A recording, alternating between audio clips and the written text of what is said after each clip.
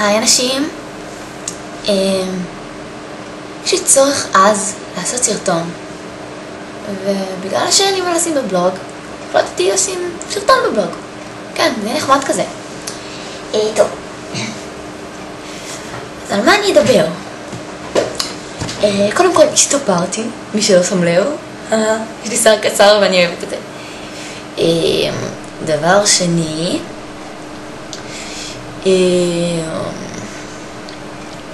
וואי, על מה אני אמורה לדבר איתם עכשיו? קדימה טל, תחשבי.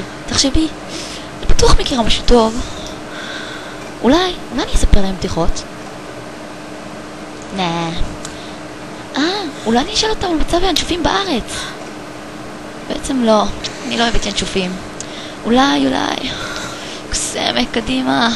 רגע, למה אני עושה פרצופים כאלה מוזרים בזמן שאני חושבת? ולמה אתם בכלל שומעים את המחשבות שלי? רגע, אתם יכולים לשמוע הכל? דן נעמה ונועם בגמר בהישרדות. יו, מגניב. טוב, די, נמאס לי.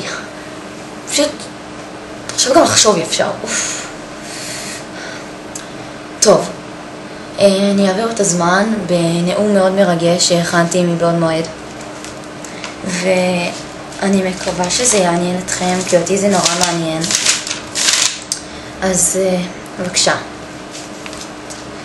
בתקופת העלייה החמישית גדל היישוב היהודי והתפתחו צורות התיישבות חדשות, כמו נקודתיים, א', התיישבות עמק חפר, מקף. המטרה של ההתיישבות בעמק נועדה ליצור רצף עם ההתיישבות היהודית בשרון, בהפרדה בין היישובים היהודיים בשפלה, פסיק, לבין היהודים הערבים בשומרון, נקודה. ביטול פסיק. אני סתם רשמתי פסיק, זה לא אמור להיות שם. האדמות נקנו על ידי יהושע חנקין והוקמו עליהם קיבוצים כמו נקודתיים, גבעת חיים, פסיק, יישובים פרטיים כמו בית ינאי, ומושבים כמו נקודתיים כפר ויטקין, נקודה. ב' התיישבות האלף, מקף. תוכנית שמטרתה ליישב 1,000 משפחות ביישובים שסמוכים למושבות הגדולות, נקודה.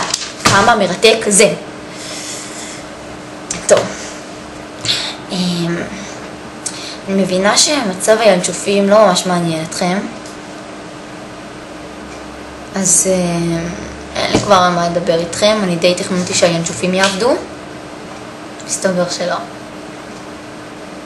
אז זהו, ביי אנשים, נתראה בשמחות או אנא ערף, וזהו. ותגיבו, טוב? כי זה ממש לא בסדר, רק שתדעו לכם. פעם היו לי 100, 120, 130, היו לי גם פוסטים עם 200 תגובות, ועכשיו מה? 40 בקושי. כאילו, מה זה צריך להיות, תגידו לי? מה? למה? מה עשיתי לכם? פשעתי במשהו? זה שיש 2 תמונות בכל פוסט זה לא בסדר? לא, אני כאילו יכולה גם לא לשים בכלל, ואז בכלל לא תגיבו? אני שונאת אתכם.